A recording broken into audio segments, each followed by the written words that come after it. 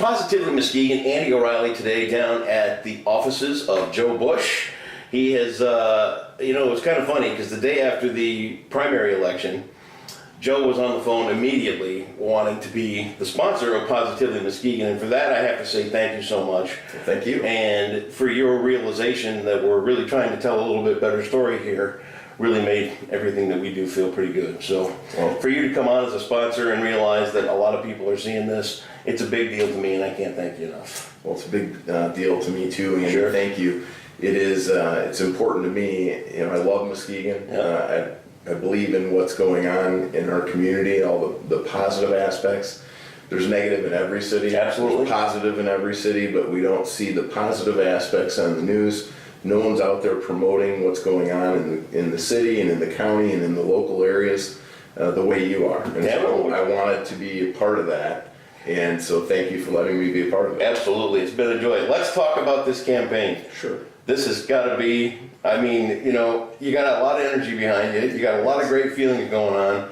But this has got to be a long thing to get through. It's a grind, Yeah. but it's been a blast. We've met so many fun people and great people that have been willing to help and that have real issues and real concerns about who they elect in local elections. And all elections are local to some extent, but when it comes to a county-wide seat, they're a little bit more local to the people who live in that county, and they want to make sure that they pick the right person. And that's why I usually see a voter drop off.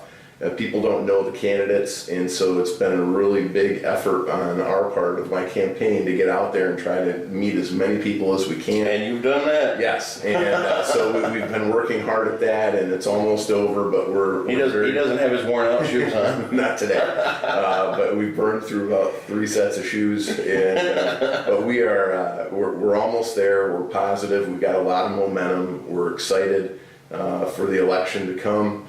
And not just for our election, but for all elections. And if you've ever campaigned or worked on a campaign, It's tough. yes, I have absolute maximum respect for anyone who's ever been out canvassing. It's not the easiest thing to go knock on a stranger's door and say, No. I want to talk to you about politics. How does that go? It usually goes pretty well. Does it? Most people receive you very well. Occasionally you get somebody that just they're not having a good day, Yeah. and that's okay. You wish them a better day and you move on. If they're busy, you certainly always want to make sure that there's not a sleeping baby in the house as well. I found that one out the hard way, huh? So, well, you knock lightly first. Sure. So, Talk about, has this been your goal since, you go through school and you become an attorney and all that kind of stuff. Was this the end game at becoming a judge? yes. Yeah. For me it was. And I'll tell you just a little story. I don't think I've told you this, but when I was 15, and maybe I mentioned it, when I was 15, my ex-brother-in-law, Terry Nolan, was a relatively new attorney, and he's working for Dennis Petuznik, who is my uncle. And so Terry fell in the shower and tore his knee, his right knee. He wasn't able to drive. So I spent that summer driving Terry and carrying his briefcase at 15 throughout West Michigan, federal court, state court, going into all the jails, and we worked a couple rape trials. I think there was a murder trial, a number of different trials all over counties in Muskegon. So at 15, I got a real education on the criminal justice system from the inside out, from a defense perspective. And I realized a couple things. I have a skill for that, and it's something I knew and understood and knew I could do. Wasn't necessarily the avenue I wanted to go from a criminal aspect, although I do practice some criminal law. I tend to focus on narrower areas instead of just some of the broader areas that we see in our community, which tend to be drug charges primarily in the larger felony aspect. But I knew I had a skill for that, but what I also knew is at the end of that summer is there's one person who has the greatest impact in our community in every one of those settings, and that's the person with the robe on that's sitting up at the bench, who's making the decisions, who's determining someone's fate, but is also determining what's going to happen for the rest of the community when they make those decisions. And I came out of that summer realizing that I'd always wanted to be a lawyer. Sure. Because my father was a lawyer and I never knew him. And so I wanted to be closer to him and know more about what he knew. And that drove me to the law. But when I got to the point where I knew I was going to do that, after that year, I realized, so at 15, 30 years ago, Yeah. I knew at some point this is where I wanted to be. So it's really exciting for me to be this close. And it's making me work that much harder. Sure. To get there. Sure. At 15, I wanted to be a DJ. Wow. I was taking records to dances and trying to find my way into a club. So here we are 30 years later. There you go. It worked for you. Congratulations. All these years of experience. Yes. These have kind of given you a pretty good advantage when it comes to the law and the experience and the guy for the job.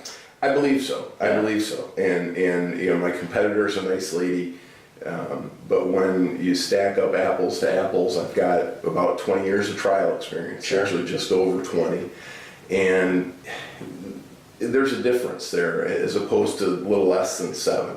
And you can equate experience in different ways, but over time, and the different cases you take and the volume of cases, the different kinds of things that you're going to see, I think, season you as an attorney.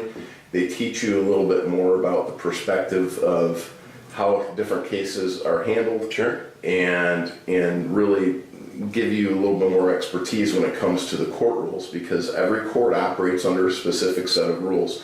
The longer you're there, the different kind of case it is, it's a different set of rules. There's rules of criminal procedure, rules of civil procedure, there's general rules of evidence. Some of those rules of evidence are specific as to the type of case. There's also special rules for probate court. Wow. So you've got a whole different set of rules for procedure Sure. in every single type of court. I've worked in all of those courts. Sure. And we have unified jurisdiction in Michigan, or concurrent jurisdiction, which means this probate court seat that I'm running for could become any other kind of court at any given moment, given that the state court administrator can say, we're going to reassign the docket, and here's what we want to do, and this is what you're going to have, Judge. So if that happens, I've got the ability Sure. to practice in almost any, and really in any area they want to assign to me, and I don't think that can be said in the same fashion for my opponent. So that's one advantage, is the breadth of the experience. So measuring it in a different way, not just number of cases or years or anything of that nature, it's really just a function of broad experience and just being in this business for this long. Yeah. I've virtually seen probably any kind of case you could throw at me. As a judge, I would be able to handle, because I've handled it as an attorney. Sure. Talk about the endorsements. I mean, there's some big names and some really good people that Sure. have gotten behind your campaign. Sure, thank you. And that's part of that experience, is because of that experience, because I've been practicing as long as I have, there's a number of people who've gotten behind me. In particular, there are 6 judges, 3 that are current, and 3 that are retired at this point. But I've been in front of all of them enough that they are confident that I have that experience, that's why they're behind me.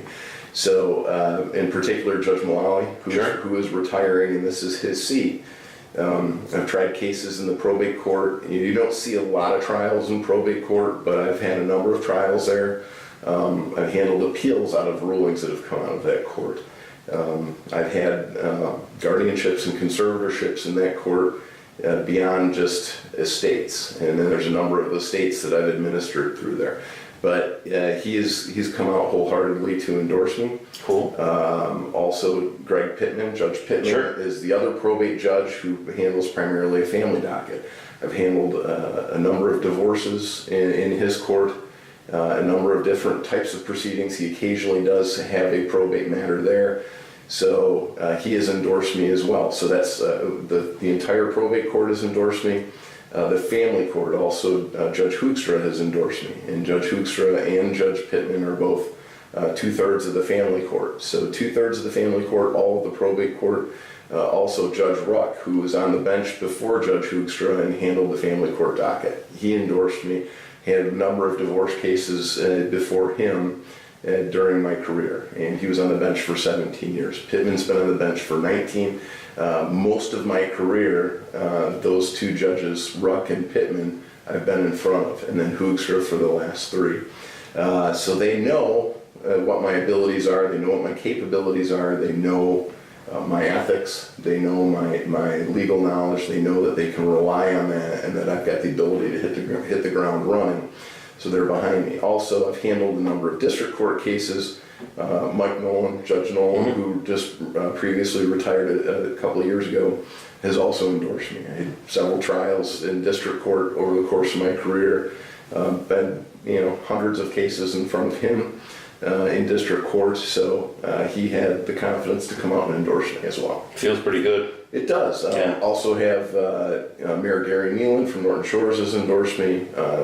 Former Mayor Steve Warmington from City. Drove by his house today. Saw the sign in the yard. Yes. So and so a number of local people. Bob Skolnick. Saw that. So has also endorsed me as well and put a nice message out on Facebook. And the key here is, in the bottom line is experience. Yeah. In a race like this, is the more experience you have, the more confidence that people should have that you're going to be able to hit the ground running. Yep. You're going to be able to do the right thing without having to rely on the other judges, and learning what you're doing as you go along. Sure. The more trials you've had, the easier it is to be able to oversee and run a trial in your courtroom, as opposed to having to try to figure it out on the fly. So On to November 8th. yes. What's the home stretch going to entail? Well, the home stretch is really going to entail at this point is just continuing to get out and meet as many people as we can. However, there are 3 more candidate forums. There is one tomorrow on the 25th and another on the 26th. I believe the one on the 25th is going to be at, I forget the name of the church, Pastor Kaigai's church on Peck Street. Okay. All right, and then the second one, and that'll be, I believe, at 6 o'clock. It's in the paper, it's on MLive. You should be able to find that. The other one is going to be Wednesday, 6 o'clock, and I believe that's at Miller Shores High School. Okay. All right, and then there's a third one on, I believe, the following Tuesday. So I believe it's November 1st. Okay. And I'm not certain where that one's going to be, but it's on my calendar. So You'll find it. You'll be able to find it. People can find you on Facebook and where you're going to be. Yeah, right. That link is posted on Facebook as well for me. So off the top Not of that my you've head, got a lot of stuff going on right now. not at all. But beyond that, I'll be out meeting people. Sure. And there are a few other community events where I'll be covering. I'm on the board for Mission for Area People. Yep. I'll be the president of that board next year, and the incoming president.